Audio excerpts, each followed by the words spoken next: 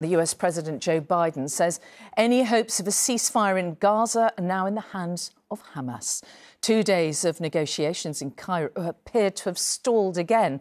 Now, it was hoped the fighting would stop in time for Ramadan this coming weekend as the humanitarian situation inside Gaza worsens. Here's our correspondent Emma Murphy with the latest. It's help of sorts, but not enough.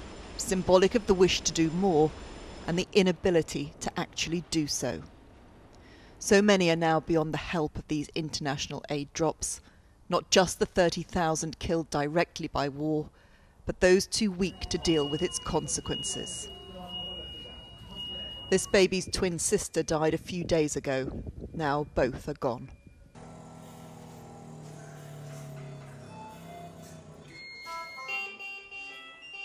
At the start of this offensive, an Israeli minister said Gazans would be starved of fuel, electricity and food.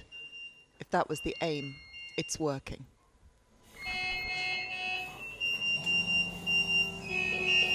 With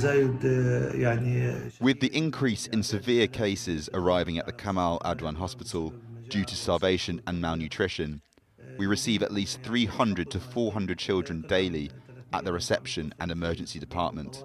75% of the cases suffer malnutrition and severe dehydration. We lost many children as a result of malnutrition. In the camps to the south, where more food is available, the lack of any sense of safety is draining those who've survived the first 5 months of this war. Nadine is 13 years old.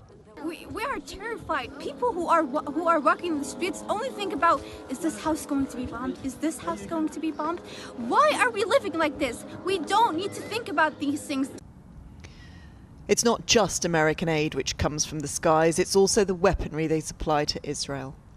Peace talks may be off and then on, but the strikes never end. Both sides have the power to stop this, and international pressure to do so continues. It's in the hands of Hamas right now. The Israelis have been cooperating. There's an offer out there that's rational. We don't know what. We'll know in a couple of days if it's going to happen. But we need the ceasefire.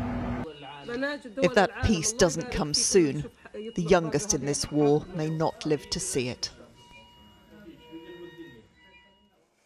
So, Emma, where are these talks up to then? Well, I think they're going to go to the absolute line because neither side really wants to be seen to be giving ground. But to get anywhere, both of them are going to have to. The Americans say that it's down to Hamas to hand over that list of names of hostages that they hold. However, Hamas says that it's down to Israel to actually provide them with the safeguards that they're asking for, which is that people can return to the north and also they will get prisoners returned from Israeli jails. I spoke to a diplomat earlier today and they said expect an awful lot of misinformation over the next few days, negative briefings, and brace for the fact that it will be at the absolute last minute, if a deal is done, that it gets announced.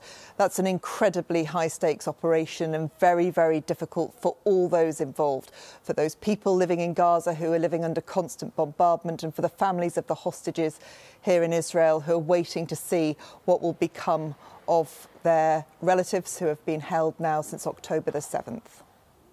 Emma Murphy in Tel Aviv, thank you.